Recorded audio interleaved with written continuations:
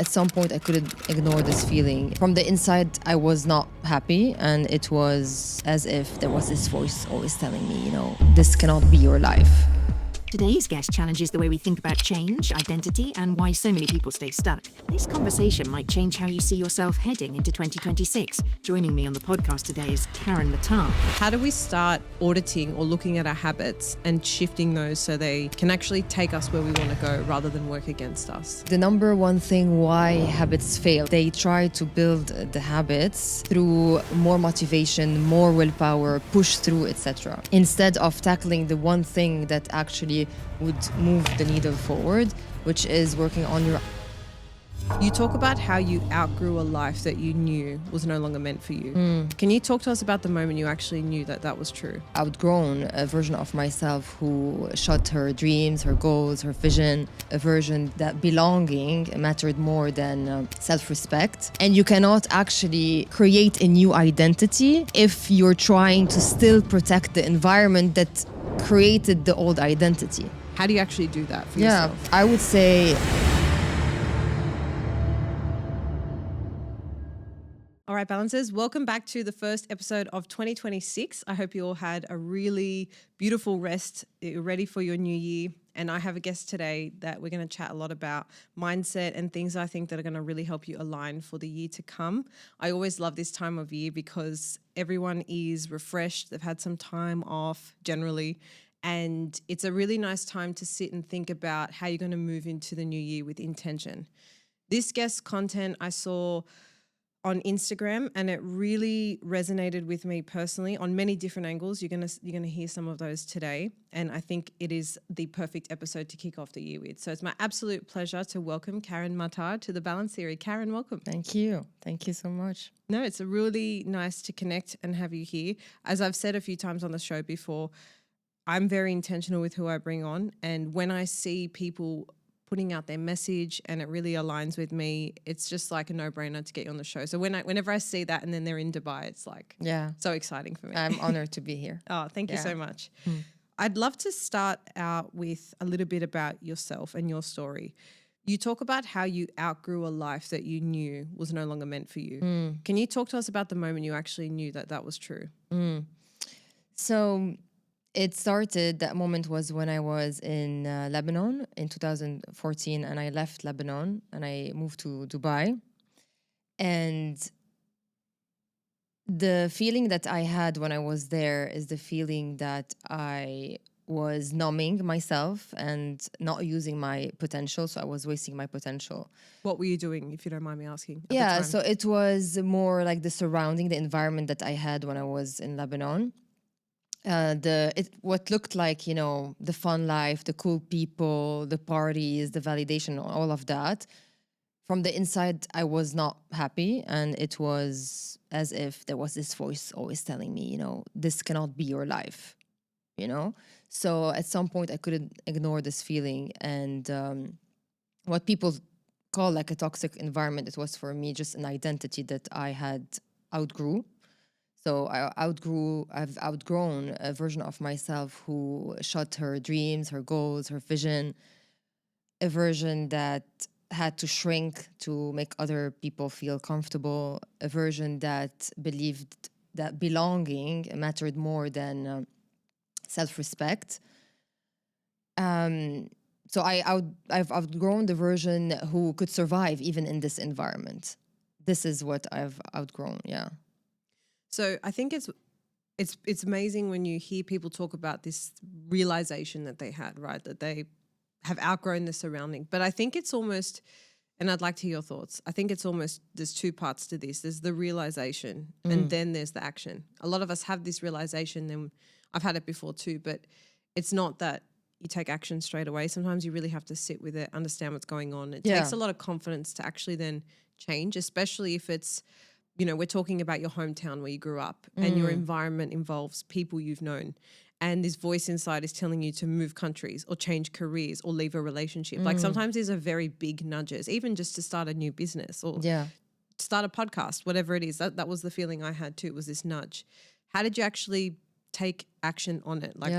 Can you walk us through that a little bit? Yeah, it's very true what you're saying, and I do understand it, and I can see it with a lot of people out there. Like they want something, but taking action is what is missing, really. So I do think, and I do believe in the concept of like pain and pleasure. So if the pain of staying where you are right now is far greater than actually changing, then you're gonna change. If changing is more painful than staying where you are, than not changing the behavior, whether it's moving countries, whether it's starting your business, etc., then you're not going to do it.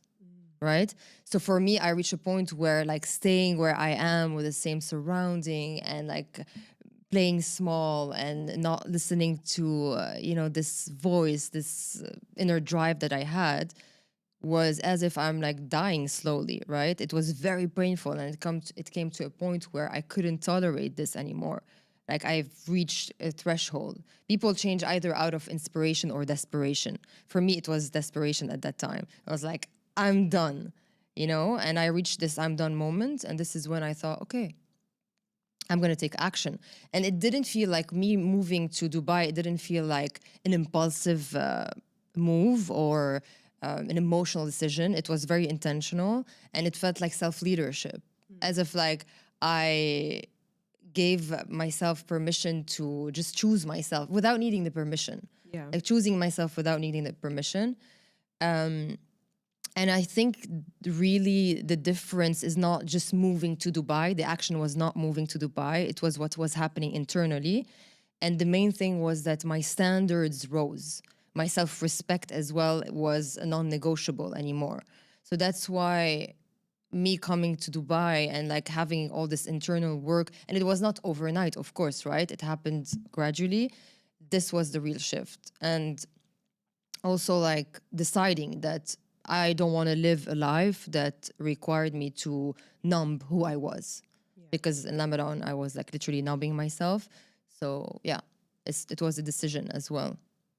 I want to move into that idea of self-respect in a minute, but I just want to ask you, so I just shared that I had that similar moment where it was like this inner knowing.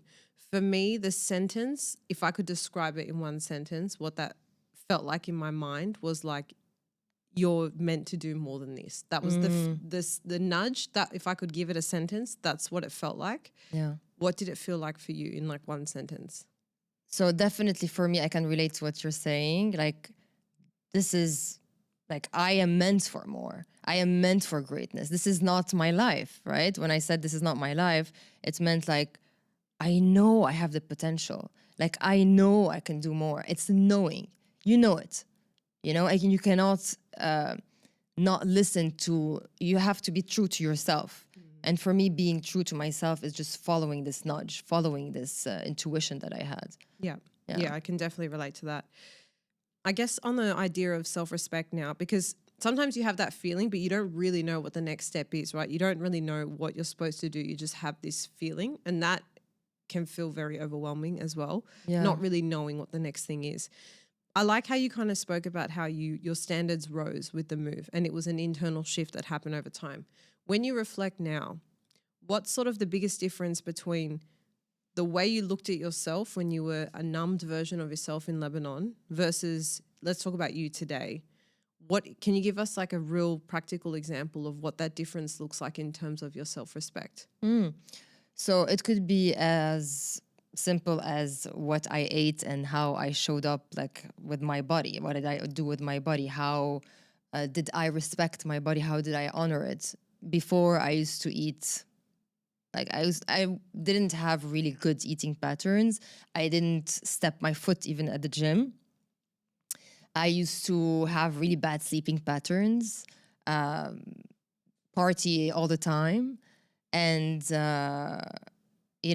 very disconnected from my body.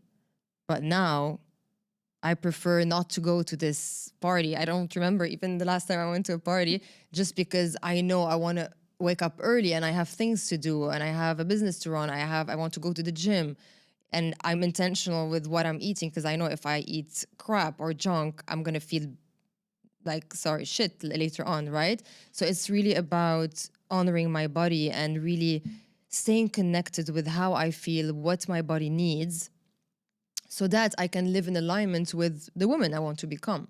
Because the woman I want to become, if I want to be successful, if I want to, be happy, I need to act in a certain way.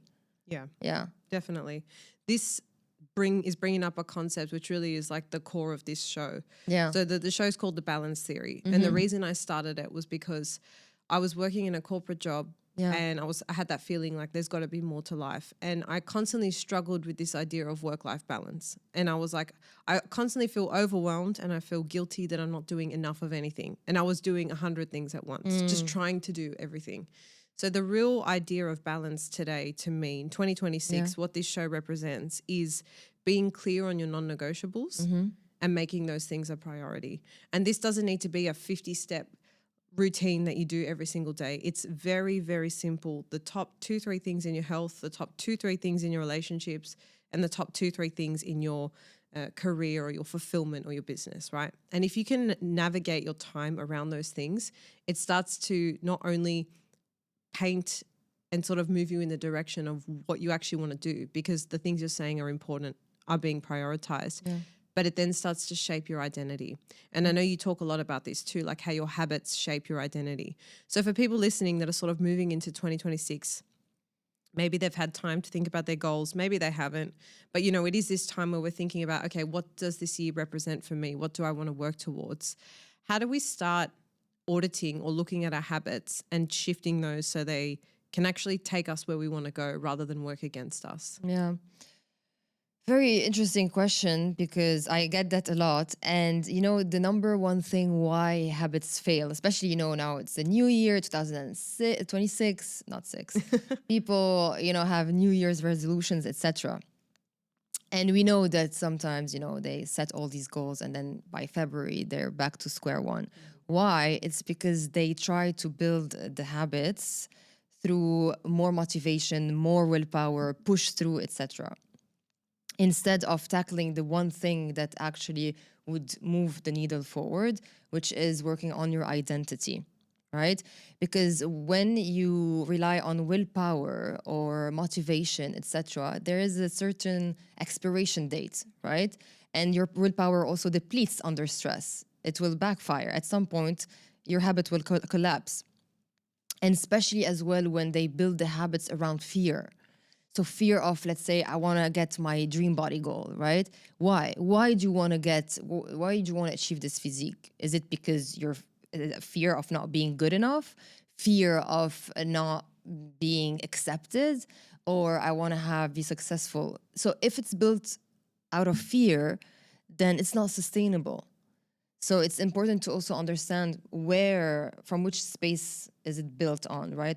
Is it a place of fear or is it from a place of alignment? If it's from a place of alignment, then this is something that is sustainable and that will last, right? When you work on identity, it's who you are. So discipline becomes the byproduct of actually who you are. It's not something you force. It's not something you do. It's something that comes naturally because you are actually, acting every day in alignment with the woman that you want to become, right? So I would say in 2026, in order to build habits that stick, it's important to work on your identity. And also, when I say identity, more practically, it means shifting from self-control, because willpower is what? Self-control, right? You're controlling yourself, to self-leadership. When you move from self-control to self-leadership, then you stop fighting with your behaviors and they become natural. This is really interesting. I love that idea of looking at like the source of your goal and whether it's based in fear or alignment. I think that's really important because often we can set goals based on things we should have, or like should be doing. And often that can take us off course when, setting from alignment is a really nice place. How do we know, like what kind of questions, just to give people something practical to work with here, can they ask themselves when they're, let's just say, looking at their goals, or after this episode, they're sitting down to think about their goals? What kind of questions can we ask ourselves to know where is this goal coming from? Yeah. I think before even asking where is this goal, actually, you can know from this question. Instead, because a lot of people ask, how can I just force this habit? How can I actually be consistent with this, right? Instead of asking, how can I force this habit? It's more, who is the woman that I'm becoming when I choose this behavior, right? So as simple as, who is the woman that I choose to become when I actually commit to going to the gym 3 times a week? I choose to be the woman that follows through.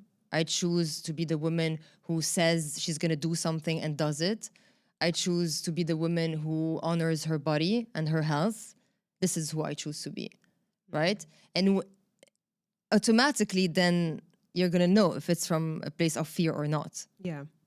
That's nice. It also gives you some really nice internal affirmations. Yes. To sort of guide you as you know, I mean, I'm not really a type of person that sits down and does affirmations every day, but the self-talk is really important. And I think if you can think about like, what's the identity in this goal? Because one thing I love about what you just said, and something I really believe, a goal is not about what you achieve. It's about who you become. And it's always a process of you shifting into a new version of yourself. It's not about this moment where you get this amount of money or you get this amount of followers. Like, it's about who you had to become to achieve those things. Yeah. And so thinking about this identity piece underpinning the goal is really, really nice. I want to dive a bit more into what you said about moving away from self-control into self-leadership. What does it mean to have self-leadership? Is it sitting in that, I am the type of woman that does X, Y, Z? Like, can you talk to me a little bit about that? Because it sounds like a really nice idea. Self-leadership for me is as simple as, how do you choose to lead yourself? Are you behaving in a way that is in alignment with who you say you want to be? So we have to, usually, like when you have a goal, right? But you're not able to achieve it, it's because you are operating from an outdated identity.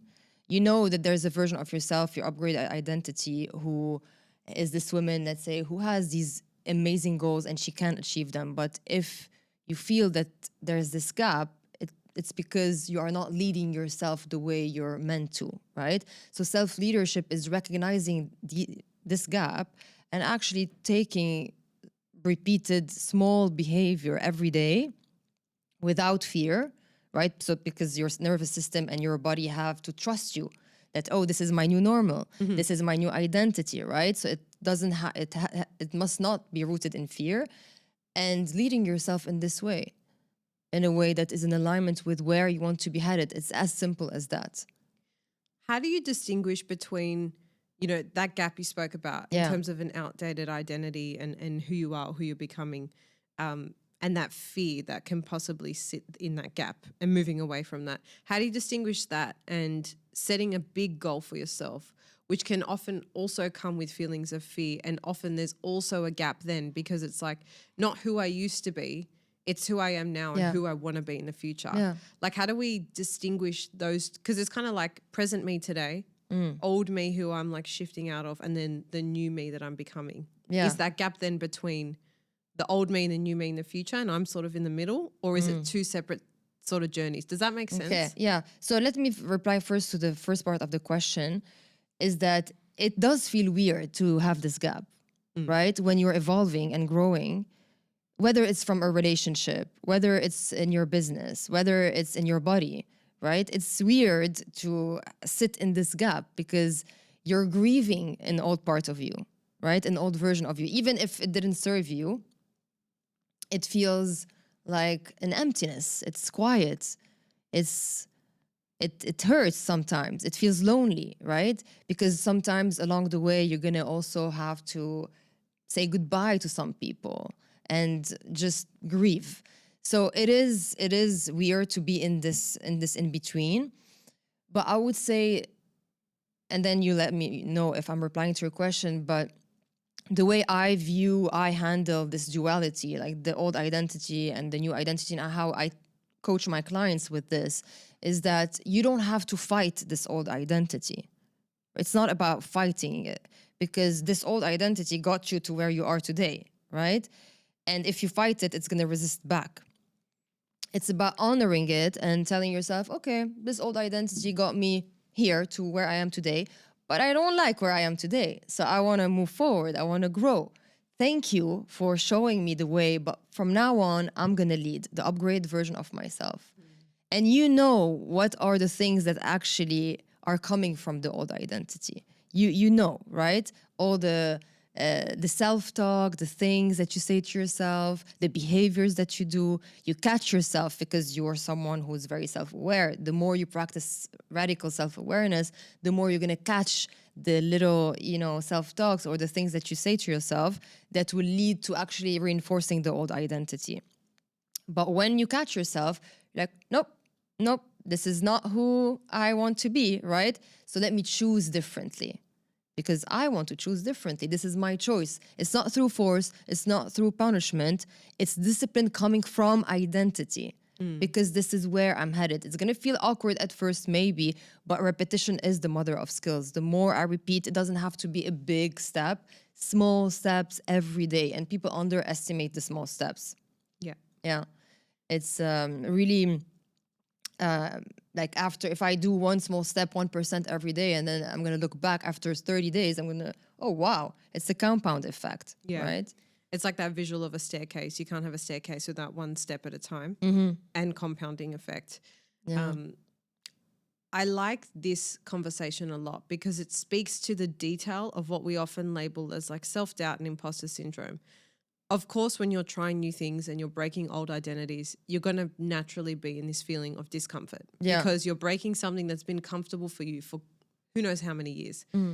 And so what I like about this is it helps us understand what's actually going on underneath. It's the breaking of normality. It's trying to integrate new things that are not, let's just say, natural as part of our routine yet. We're trying to shift our identity. We're trying to move to a new version of ourselves. And so the one thing I just want to remind people is if they are feeling that self-doubt or imposter syndrome and you're moving towards something big, just give yourself time to adjust. I think it doesn't happen overnight. Like once you make the decision, that's step one. Then it's the consistencies, the 1% every day. Then you're slowly bridging that gap between, where you are now and what you're trying to build. And it's not that those feelings of doubt or imposter syndrome means there's something wrong about you. Everyone feels that. Exactly. It's just that I actually say now, I expect that fear to come up when I'm trying something new because it's the ticket to entry. It's the barrier that keeps a lot of people from pushing to the next level, but you have to pay that price of feeling uncomfortable because that's what it is when you're breaking a mold and going into a new identity. So I really like that explanation because it gives people the detail of what's going on and to not just say, oh, I doubt myself and stay there. Like that can limit you from achieving so much in your life. I think another part of this, because what we're talking about now is a lot of internal work. It's a lot of self-awareness. Environment obviously plays a big role. You spoke about how leaving Lebanon was a big catalyst for you to sort of shift into this next version of yourself. So for people who are thinking about their environment, maybe feeling limited by their environment, and they're not, say, ready to pick up and move overseas, maybe they feel like their work's a little bit toxic or where they're living at home is a bit toxic or the city they're in, just the general feeling of it is not expansive. The people they're around, the friends they've always had. What are some little things people can start to do to make big shifts and impacts on their, I guess, trajectory without, say, doing something as dramatic like moving overseas? Yeah. The thing with environment, it's really a silent force. It really shapes and reinforces the identity that you live in. So sometimes it either can destroy you or it can build you, right? And sometimes it's very sneaky as well, the way it impacts you if it's destroying you. Because it could be as simple as if someone is trying to get fit, for example, and they're cooking a healthy meal at home and their sister or their mother is telling them, this is not gonna last, then this is gonna affect this person, right? And then she might cook this healthy meal and then right after she's gonna say, you know what, maybe she's right. Let me just go back to my old ways. So sometimes, unfortunately, it could be family. Sometimes it's your partner, sometimes it's your friends, sometimes it's your country, but sometimes it could be in the details, like when you wake up in the morning and the clutter that you have in front of you, right? social media, scrolling, what you listen to. So it's in the details, yes, and then it can scale to your friends, to your partner, to the home the country you live in. And I think people, many times they think when they have goals and they want to achieve them that they're not able to achieve them because they don't have the discipline or the motivation. But many times it's because of their environment. And as I said, sometimes it happens in ways that you don't actually see, but it's very sneaky. So I would say that in 2026, to really achieve your goals, you need to redesign your environment and how you don't have to move countries. It's just in the little details, like declutter your home. How many hours do you spend scrolling on Instagram? This is not neutral. These little things are literally training your nervous system and your brain, to act in a certain way to reinforce the identity that you live in. And you cannot actually create a new identity if you're trying to still protect the environment that created the old identity, right? If you guys are loving this episode so far, don't forget to hit the like button and subscribe so you don't miss any future content. Yeah. Definitely makes sense. It's like you're trying to, let's use the analogy of like a garden, right? If you've grown something and then it's died and then you're trying to replant in that same soil, if maybe that soil's just not conducive to what needs to thrive and build a new plant. That's a semi-good analogy is what's come to mind. But it's thinking about what created the current version of me and what do I need to shift, not just internally. Yeah. But, I mean, I am the kind of person, sometimes I need a vacuum before I work because I need my environment to be clean in order for my mind to just be like at 100%. bay. So just know yourself and like what's going to help.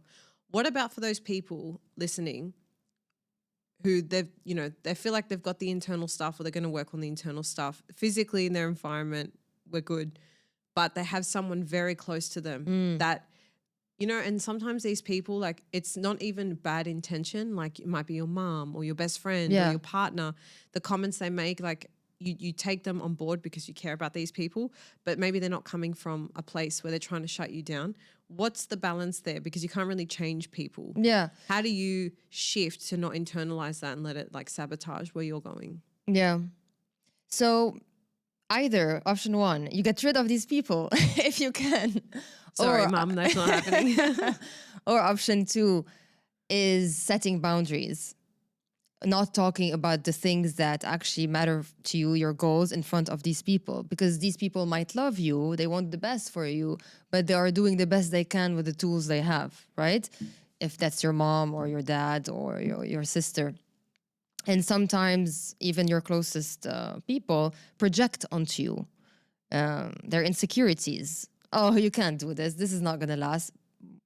You think that it's not going to last for you, but it can last for me, right? Without meaning anything, without bad intentions. So it's setting boundaries so that you don't have to put yourself in the situation, one. And two, I would say doing the internal work. Because I've had a lot of clients in the same situation as well. And you need to have strength mentally so that it doesn't get you. You need to actually implement some tools that you have in your toolkit to become this woman who is not shaken easily, because your identity, the new upgraded version, is taking over. She's dominating now. It's not like one comment will actually make me wobble. No, because I'm practicing every day. And so eventually this new identity is going to become stronger. So the comment that before used to shake me, today I'm going to reframe it. Oh, I know why she's saying this. It's not because I'm not good enough. It's not because I am not capable. It's because maybe she's projecting, or maybe whatever is it, it's fine. Let me actually do my inner work. Let me remember who I am and remember my standards and remember where I'm headed. So it's an internal work, of course. Yeah. I'm really glad you brought up the idea of projection. It's something I learned about a few years ago, and I can think back to an example where somebody said something to me maybe 5 years ago, and it really, really shook me because it went to the core of me not being good enough. If that same person said that same thing to me today, it wouldn't land, because I've understood this idea of projection. Now, I think constructive criticism, there's a place for that. There's a place for loved ones around you telling you, hey, look, I think you could maybe improve in this, or like, hey, I didn't really like the way you spoke to me. I'm not talking about those comments. When somebody's trying to limit or downplay your goals and dreams, they are straight up projecting, because anyone that genuinely cares for you and has a little bit of self-awareness, honestly, would just support you in what you want to achieve, because that's what you want. My dad now, even, he's working on something and he's almost 60 years old. So many people would look at him and say, oh, it's time for you to wind down. It's time for you to retire. Like, they're projecting what they think is possible for them onto him. But I care and love him so much. Like, I'm so proud that he's, trying something new at an age where you're told to like just chill out and not really do much else with your life. So I think whenever somebody comes at you not knowing who you are, even if they are someone close to you and have the best for you, like you said, they're just operating from the tools they have. They probably don't understand, I have these limits in my own life. And so I just automatically think that that's what life is. Yeah. One thing I try and remind myself is that people come to all experiences in life with the events that they've gone through, the beliefs that they have. So in their mind, their worldview, that's just the way it is. It is the way in their mind that you can't be a millionaire before you're 40, that you can't travel the world and work. These limitations come from their own experience, and that's okay. It's true for them, but it doesn't have to be true for you. So I think one just takeaway I want to share is, if you find yourself really shaken by what people say, because it can come from loved ones and it can really hurt.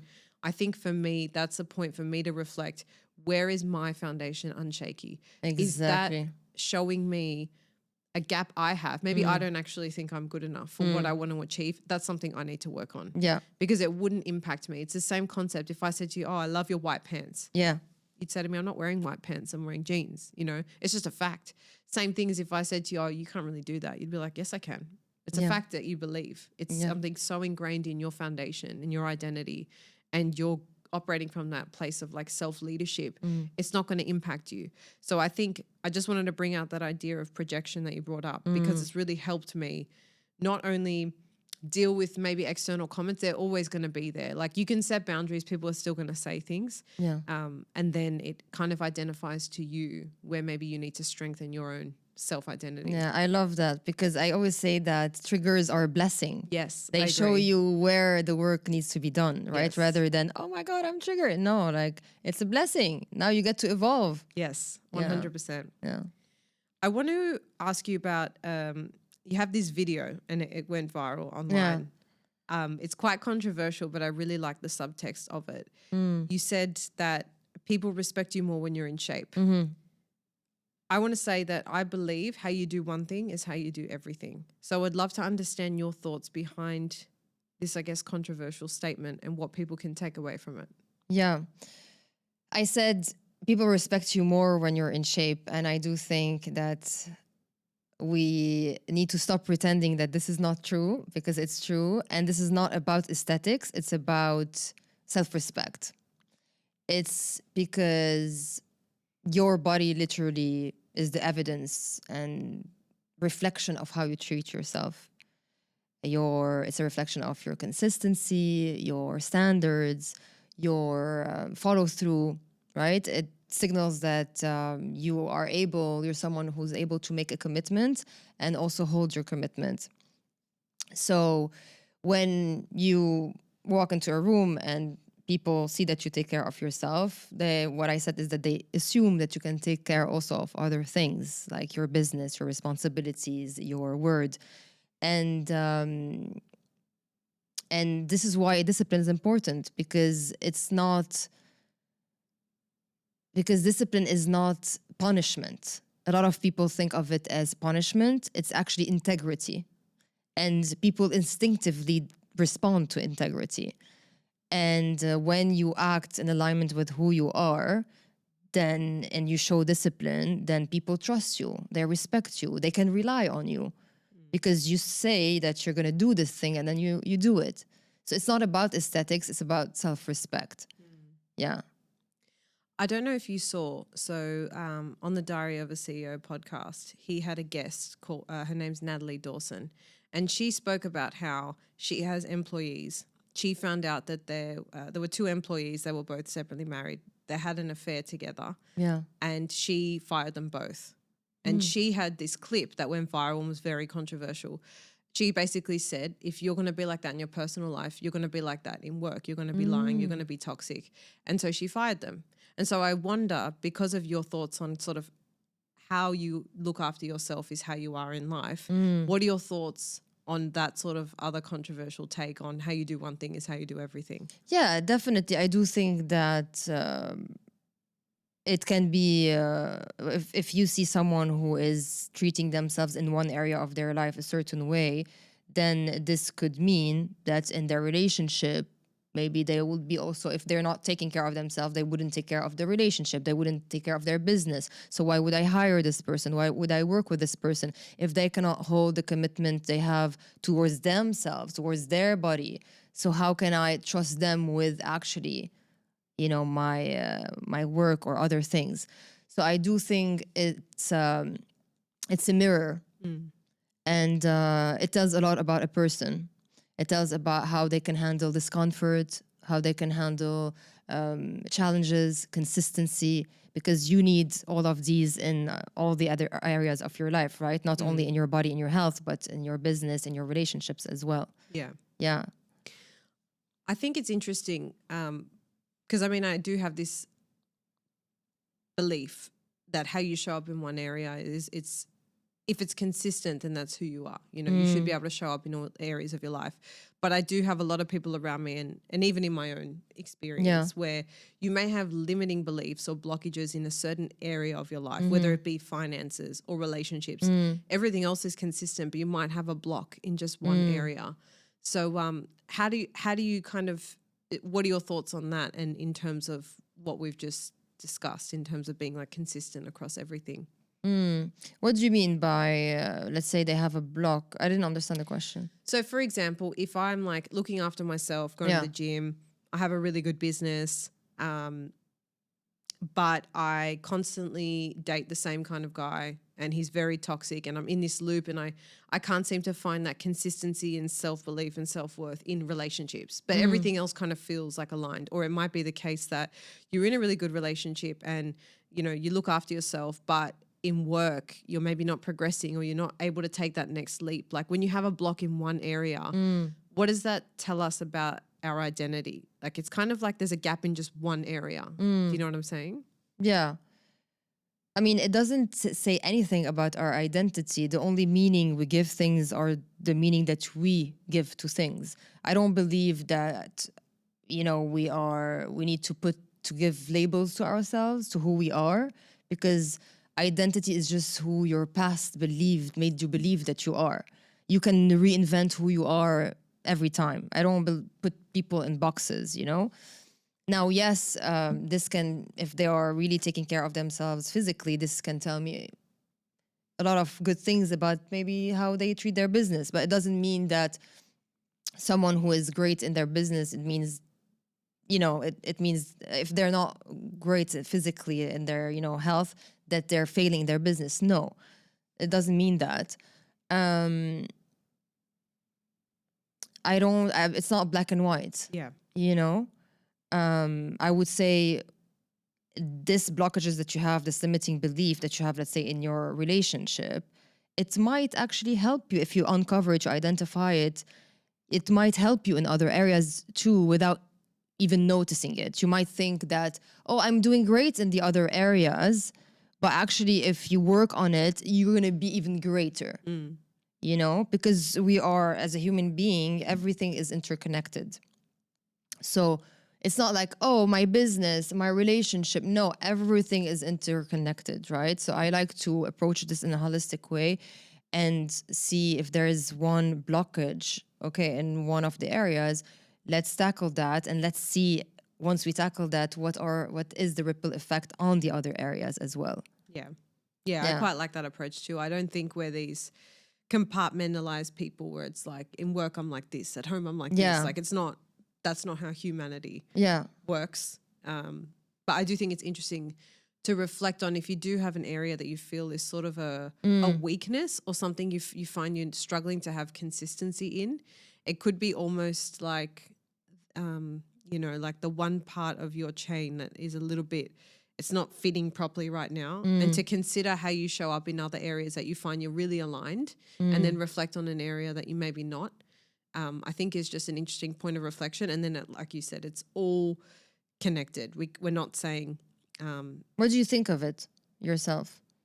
Yeah, I think if you have, I know people in my circle, for example, that they're really successful in many areas of their life, but for example, they're struggling with this relationship piece, or they're really good with their health and they've got a beautiful relationship, but they're struggling with like their personal fulfillment. So I think that this dissatisfaction, it's kind of like that inner knowing. It's like there's still a little bit more shifting you need to do, either with your identity or with your environment. And it's not that having a relationship will fix everything, right? It's about who do you still need to become to sort of mend that part of you, which, as you said, will then have ripple effects onto everything else. And the other thing I wanted to say, I think the fact that you could look at someone who looks after themselves, like, if you're in shape, people respect you more. I think that tells us a lot about that type of person. But I agree that if somebody was not in shape or not looking after themselves, that wouldn't automatically mean you're not doing that in everywhere else. I think it's only a positive reflection in that respect. Yeah.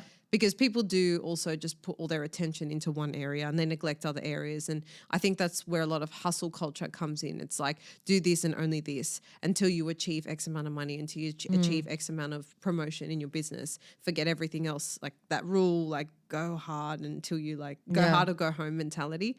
So I think you could still really be someone who has a lot of self-respect and drive and motivation, but your attention is just hyper-focused. Whereas my approach, I think especially as women as well, we can't take this very masculine approach to everyday life because we have such ebbs and flows in our energy, in our hormones. I think not every day looks the same for us in terms of the physical output we have. I don't know if you've looked a lot into like training with your cycle and eating with your cycle and things like that, but also like working with your cycle in terms of how you operate is also very interesting. So I've gone on a bit of a tangent, but I think that real hyper focus, like say just focus on your business and forget everything else. Whenever you're swinging to an extreme, for me personally, that doesn't work for me. And I think The balance theory. Yes. It's important to have your non-negotiables in your different areas. And I think where you're finding one area might be a bit off, it's an opportunity for you to grow and consider how that sort of impacts everything else. As we're sort of wrapping up, I want to end on the conversation of women and the modern woman. You know, the modern woman is someone who is a boss babe who looks after herself, but she's also feminine and soft and a nurturer, and we're expected to be all these things. And I was just telling you, I had a baby 5 months ago. I'm stepping into many new things in 2026 in my professional career with the podcast. I've wanted to be a mum for so long. These things can often feel very conflicting. So what does it mean to be a modern woman, and what can we learn from, let's say, our grandmothers that's really different from the way we need to show up today? Yeah. So softness or like femininity is not a personality trait. It's a nervous system state. So women, they think, when I'm more ambitious and when I'm ambitious, it means if I want to be more ambitious, it means I'm going to lose my softness or my femininity, which is not true. I think the reason why women nowadays are feeling exhausted is because of this switching roles.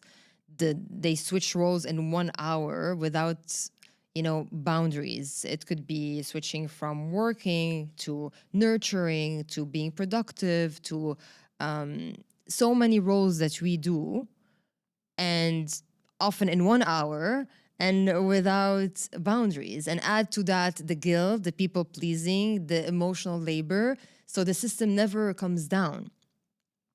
And I don't think that balancing this is through choosing either to be ambitious or to be more nurturing or doing less. It's about regulation. So regulating your nervous system, right? Through structure, through boundaries, so that you are able, I believe that women can be, she can be a high achiever and also be soft and also be a mom and all the things. but you need a structure in place. You need a system in place. You need to regulate through that system and through that structure. Regulation is very important. And also boundaries are included as well. Because yes, nowadays it's expected from a woman, to be successful, to be nurturing, to stay calm, to handle everything together. And instead of fighting this, we can accept this and act accordingly so that you are able to do all the things while staying sane. Yeah. I'll tell you something now that I'm noticing that I'm now in this period of very conflicting big priorities. Okay. Conflicting in terms of if I'm focusing on work, I'm not being a mum. If I'm being a mum, I'm not focusing on work. At the same time in that moment, that is, I've realized it's not just that there's this conversation in society that that's what women should do. It's what I expect of myself. It genuinely is what I expect myself to be able to do everything. And that is just to my own suffering. Honestly, it's been a process for me to have a lot of patience with myself. And I've interviewed a lot of mums before I became a mum. And so a lot of what they said to me is in the back of my head. And one thing that I'm really trying to lean into is just being where I'm at. If I'm at work and I'm focusing and I've got that real, ambitious and I guess more masculine energy, I lean in and I'm trying to just enjoy that and be there. And then when I'm with my daughter or I'm doing things with her or I'm feeding her, or I'm just playing with her, I'm not also on my computer. I'm not also there with my phone out. It's trying to just be very present with where I'm at. Yeah. And I love this saying, you can have it all, just not all at once. And I think, like you said, it comes back down to how you regulate yourself. And if I take that one step back, it comes down to your balance theory. It's knowing what are your non-negotiables and how are you prioritizing those. If it's important for you, and everyone's different, right? Some people, it's important for them to be 100% with their children. I think that's such a beautiful, privileged thing to be able to do, to just raise your children. And sorry, I don't mean just raise your children. I mean to be a mum and be that full time is a privilege. I think in today's society, it's not the standard as it was many years ago, because a lot of women have to work. It's not necessarily a choice. You might also be a mum that has a lot of things outside of work, and so you are finding that unique, combination of both. I think wherever you are, there's still a point of like that softness and that ambition. Like they don't have to be conflicting. It's about, like you said, being able to regulate and tapping into both. What does that look like for you? Like, what does regulation, how do you actually do that for yourself? As I said, it's mainly boundaries and structure. Can you share some of regulation? It could be as simple as if I'm out for dinner. Yesterday I saw, let's say, a friend. I'm out for dinner and then she's like, let's, one more glass of wine, or let's stay till like 12 a.m. No, I need to go back home because I want to wake up early. I want to feel fresh in the morning. No need for people pleasing, right? No need for, she's my friend, I haven't seen her for a long time. No, because this will literally ruin my whole day. Yeah. Right? So this is called boundary. A structure, having a structure. I have my Google Calendar. Everything is set. Because I do believe that, yes, structure comes from masculine energy, but once you have this masculine energy, which is great to have masculine energy because it creates the structure. Once you have this structure, then you can tap into your feminine energy. You can flow because you are supported.